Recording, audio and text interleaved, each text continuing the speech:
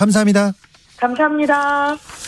이번에는 성동구로 가보겠습니다. 현역 중에서 유일하게 3선에 성공한 당선인인데요. 더불어민주당 정원호 성동구청장 만나보겠습니다. 안녕하세요. 네, 안녕하세요. 정원호입니다. 네, 유일한 3선입니다. 네네. 왜 정원호를 선택했을까요?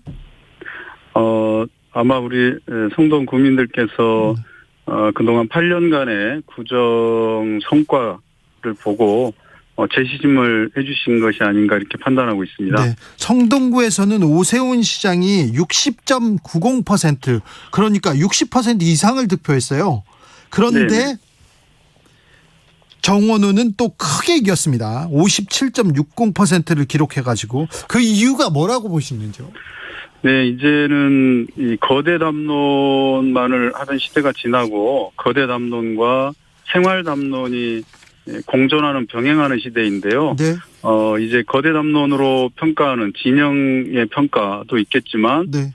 생활 담론으로 해서 각 지역의 현안 문제를 유능하게 풀어낸 것에 대한 평가, 이런 것도 존재하는 것 같습니다. 네. 아울러서 코로나를 겪으면서 이제 기초지방정부와 이 광역지방정부, 그러니까 시와 구 간의 업무에 대한 어느 정도의 판단, 그래서 이 생활적으로 아주 밀접한 문제는 기초지방정부인 구에서 하는구나 라는 것에 대한 인식이 넓어지면서 구와 시를 시와 구를 좀 구분하는 그런 것이 좀 생기면서 거대 담론 부분은 광역을, 그리고 기초는 생활 담론에서 유능하게 해결할 수 있는, 지역 문제를 해결할 수 있는 그런 것을 좀 선택한 것이 아니냐, 이렇게 저는 좀 평가하고 있습니다. 그래서 광역은 오세훈 시장님을 하시더라도 네. 또 기초정부는 그동안 지역에서 성과를 내고 현안 문제를 해결한 그런 구청장을 또 신임해주는, 그래서 전체의 투표자의 20% 분들이 이렇게 교차로 투표를 하신 거거든요. 네, 그렇죠. 그래서 오세훈 시장님을 찍으신 분들 중 3분 중에 1분은 저를 다시 찍어주신 거니까 네. 굉장히 그런 부분에서 그렇게 작용한 것이 아닌가 이렇게 생각하고 있습니다. 오세훈 시장은 4선입니다. 서울 시민이 오세훈 시장을 선택한 이유는 뭔가요? 제가 정확하게는 말씀드릴 수 없겠습니다만, 제가 생각할 때는 오세훈 시장님이 이제 1년 조금 남짓 되지 않으셨습니까? 네. 그래서 이제 계획 같은 걸 쭉 세우셨는데, 네. 그 계획에 대한 기대감, 그것과 함께 이제 현 정부에 대한 기대감, 이것이 어우러진 것이 아닌가, 저는 그렇게 보고 있습니다. 네. 송영길 후보는 왜 표를 많이 얻지 못했을까요?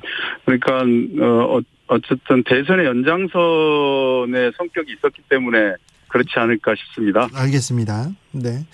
주진우 라이브에서 전국 최초로 경력 여성 조례를 만들어서 그 임신을 하고 육아를 한 가정주부들도 절대 경력 단절이 없게 만드는 그런 조례를 만들었다 하면서 저희가 성동구를 한번 소개한 적이 있어요. 네네, 저도 들었습니다. 그러셨어요? 네, 네네. 아무튼 그런 것처럼 성동에서는 이렇게 주민들을 위해서 이런 조례도 만들고 이런 몇 가지 또 자랑할 만한 일들이 있어요. 네네. 또 다른 것도 있습니까? 네, 일단 지역의 현안 문제는 별도로 하고요. 네. 아마 전국적으로 이제 관심이 됐던 일들을 좀 말씀을 드리면, 네. 젠트리피케이션이라고. 그렇죠. 심각하죠.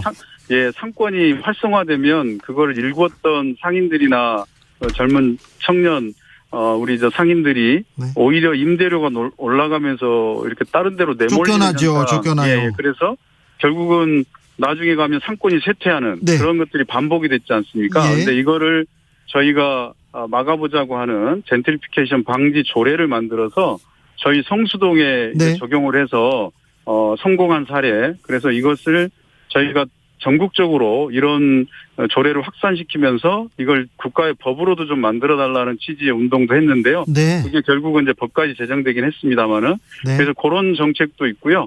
또 코로나 시기에는 저희가 필수 노동자 보호 및 지원에 관한 조례도 만들었었는데요. 필수 노동자들이라고 하는 것이 이제 우리가 흔히들 말씀드릴 수 있는 게 이제 간호사님들하고 돌봄 인력들, 그리고 뭐 경비원, 청소원 이런 분들, 운수, 그다음에 배달 라이더들 이런 분들 사회가 존재하고 구성되고 운영되기 위해서 꼭 필수적인 분들인데 네. 그동안 크게 이제 존중받거나 이렇지 못한 부분들에 대해서 우리가 존중하고 대우하자라는 운동도 하고 거기서 필요한 것들을 법제화하는 조례를 만들었는데 이것도 전국적으로 반향이 나타나서 결국 그게 법으로도 제정됐지 않습니까? 국회에서. 알겠습니다. 예, 예, 그런 것도 좀 말씀드릴 수 있을 것 같습니다. 네, 자랑은 거기까지 하겠습니다. 네, 네. 뭐 정책도 많이 만드셨군요. 네, 성수동, 서울숲 거기가 뚝섬 일대가 성동이군요. 네, 네, 그렇습니다. 여기 부동산 개발, 여기는 어떻게 개발됐지? 여기 신흥 부촌이고 뭐 신흥 역세권이다 뭐 계속 얘기 나오는데요. 네, 네. 부동산 정책 어떻게 펼지 관심사입니다. 특별히 오세훈 시장과는 어떻게 발맞출지 이것도 걱정하는 분도 있고요. 네, 네, 네. 일단 부동산 정책은 어쨌든 기존의 정책들이 좀 보완돼야 되고 이런 것이 필요하다고 지금들 동의하시는 거 아니겠습니까? 그래서 네. 이제 보완 정책들이 나오는 게 지금 오세훈 시장님하고 현 정부에서 보완 정책들이 나오고 있는데요.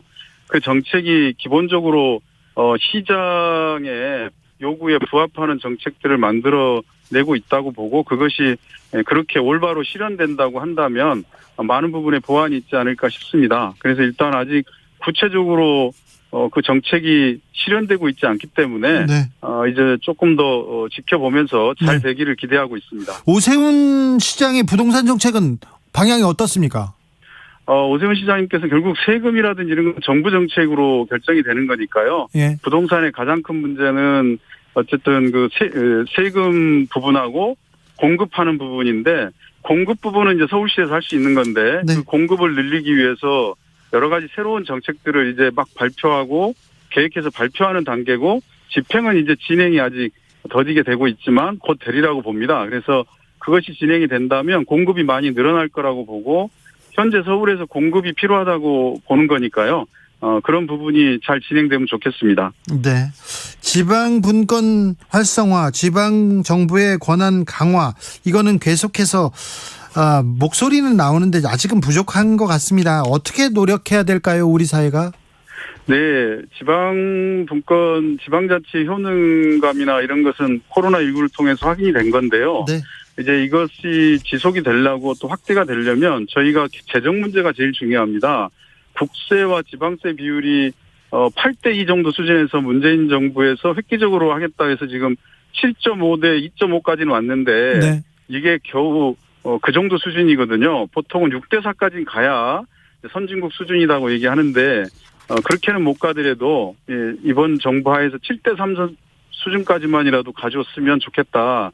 그리고 이거는 획기적인 변화는 있을 수 없는 거고 꾸준히 지속적으로 조금씩 확대가 되는 방향으로 갔으면 좋겠다. 이런 방향에 대한 공감이 있고요. 저도 그런 부분에 대해서 좀 잘 될 수 있도록 노력하겠습니다. 알겠습니다. 여기까지 들을까요? 네, 감사합니다. 정원호 성동구청장 당선인이었습니다.